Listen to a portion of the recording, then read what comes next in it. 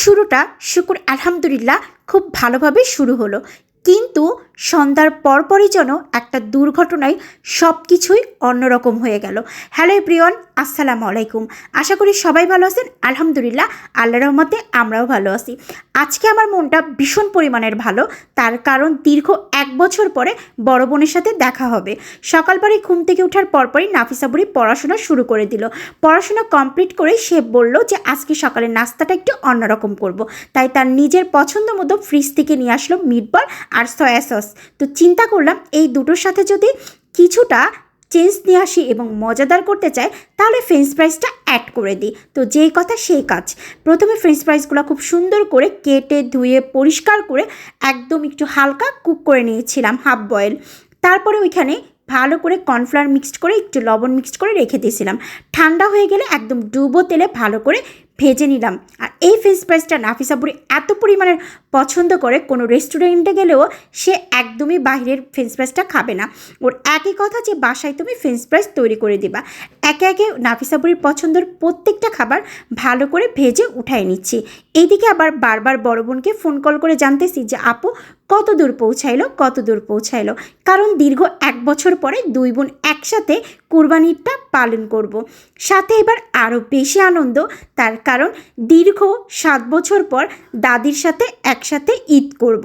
শুকুর আলহামদুলিল্লাহ, এখনও আল্লাপাক আমার চোখের সামনে আমার দাদিকে বাঁচায় রাখছে। তাই চিন্তা করলাম বাকিটা জীবন কি হয় না হয়, এবারের কুরবানিটা সবাই একসাথে পালন করি। শুকুর আলহামদুলিল্লাহ। এদিকে আবার 2-3 দিন ধরে বারবার বলতেছি বাইরে যাব, কিন্তু কোনোভাবেই আমার বাইরে যাওয়াটার হচ্ছে না। যখনই রেডি হই তখনই আসলে ঝড় বৃষ্টি শুরু হয়ে যায়। বাট আজকে যতই ঝড় বৃষ্টি হোক সন্ধ্যার পরে বাইরে বের হব। এই গল্পটাই নাফিসার সাথে শেয়ার করতেছিলাম যে নাফিসা যত কাজ আছে আজকে সন্ধ্যার পরে বের হয়ে কমপ্লিট করব। এইদিকে নাফিসার বুড়ির কাছে ঝড় বৃষ্টির গল্প করতে করতে হুট করে দেখি মেঘের অবস্থা খুবই খারাপ। বাট আল্লাহর কাছে বারবার দোয়া করতেছিলাম যাতে আমার বোন সহি সালামতে ঘরে পৌঁছানোর পরে যেন ইচ্ছা মতো ঝড় বৃষ্টি হোক, আমার কোনো সমস্যা নেই। আলহামদুলিল্লাহ, আমার বোন একদম সহি সালামতে বাসায় পৌঁছানোর পরপরই প্রথমে নাফিসা বুড়িকে দিয়ে দিলাম দুপুরে খাওয়া দাওয়া করার জন্য খাবার। কারণ হচ্ছে নাফিসা বুড়ি অনেক দিন পরে তার মামুনির হাতের চিকেন দিয়ে ভাত খাচ্ছে। এইদিকে আবার আমার বোন আমার জন্য আমার পছন্দের সব রকমের তরকারি রান্না করে নিয়ে আসছে, তাও আবার মাটির চুলো রান্নার কিন্তু স্বাদই অন্যরকম। এইদিকে আবার আমার পছন্দের বট, মানে হচ্ছে গরুর বট। আপনারা যারা গরুর বট পছন্দ করেন তারা তো ভালো করে জানতে পারবেন যে মাটির চুলে রান্না করলে গরুর বটের মজাটা আরও বেশি হয়। এবং প্রত্যেকটা খাবার এত পরিমাণের মজা হয়েছে বলার বাহিরে। প্রায় 1 বছর পরে বোনের হাতের রান্নার প্রত্যেকটা তরকারি অনেক বেশি মজা ছিল। আর আজকে আমি তৃপ্তি সহকারে প্রত্যেকটা খাবার খুব মন প্রাণ ভরে খেলাম। শুকুর আলহামদুলিল্লাহ, আজকে দুপুরের লাঞ্চটা একদম পারফেক্টভাবে ফাটাফাটিভাবে জমে গেছিল। কারণ বড় বোন আসলে অনেক আদর দিয়ে, মায়া দিয়ে, যত্ন দিয়ে আমাদের সবার জন্য রান্না করে নিয়ে আসছিল। যার বড় বোন আছে সে আসলে বুঝতে পারবে বড় বোনের ভালোবাসাটা কত পরিমাণের।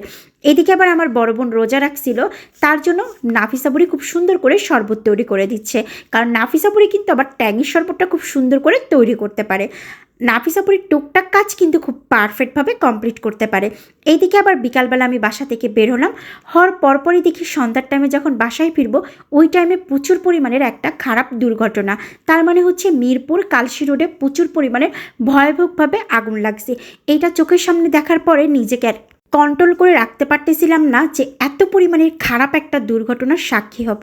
সবাই ভালো থাকবেন এবং বেশি বেশি করে দোয়া করবেন সবার জন্য। আল্লাহ হাফেজ।